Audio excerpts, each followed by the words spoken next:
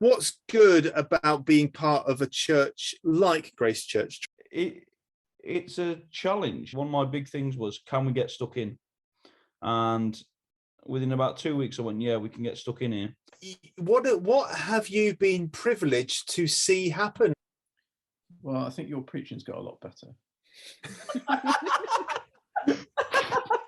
No, just a massive deepening in people's spiritual maturity, I think. My first prayer meeting at A Small was 6 people.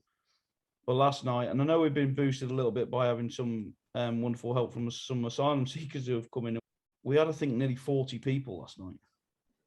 Come to a smaller, startup kind of church where, like, you come and there's nowhere to hide. Like, you've got to get stuck in. There's always something to do, and that's great because that matures you in a different way, and that feeds you in a different way, and grows you in a different way.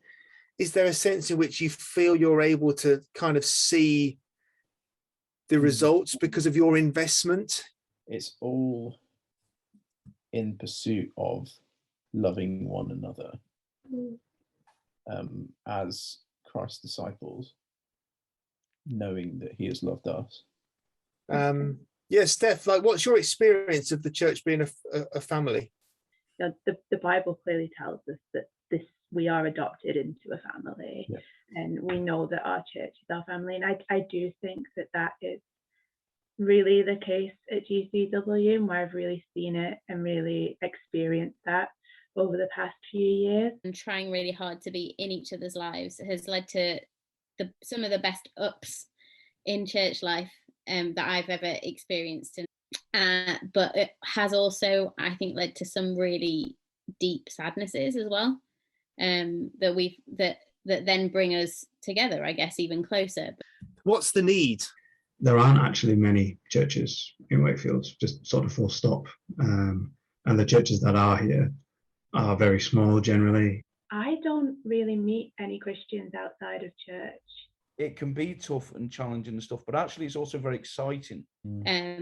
People here, a lot of people have lived here generationally, so their parents live here, their parents' parents lived here. People live their whole lives here. There's lots of variety as well. I think that is the beauty of somewhere like Wakefield, isn't it? Like, the people who have been here and plan to be here for the long term, it means you can get stuck in with the long term work. You can put down some roots and really see the fruit of the work that you or the people before you who are here have been putting in. I think a place like Wakefield as well, I mean, this is blokes my age and some a bit older, there's just this sense of, I don't know, they don't trust anyone. Celebrities, other people might back and follow and all this, they just go, nah, I'll do my own thing, I'll live my own life, I'll live to 70, graft hard, and then whatever happens. And that's the kind of sort of mentality that I've picked up. We're serious about equipping the people of God for works of service.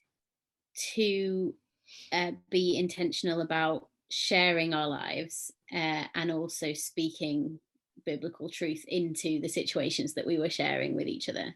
But I think when you are a bit smaller, you do feel a bit more vulnerable. In a good way, it sort of forces you to trust in God, and it forces you to believe that the gospel will change lives, and it forces you to think that, yeah, the Holy Spirit is at work. I think our church is quite aware of the need for leaders and building new leaders up, men and women for the church. And we just actually need more people in this. If you are in that position and you are praying that God would align your will with his, and you want to go somewhere like Wakefield to a smaller church, or a church plant, or a church revitalization project, then that is a good desire. So go for it. But also don't wait to serve God until you get somewhere. So it's not the next place. If you're in a big church and you're feeling like, oh, I'm a bit lost here, it's not that God can only use you if you're in a small church. I think a lot of what we said could very well be replicated in dozens of churches up and down the country.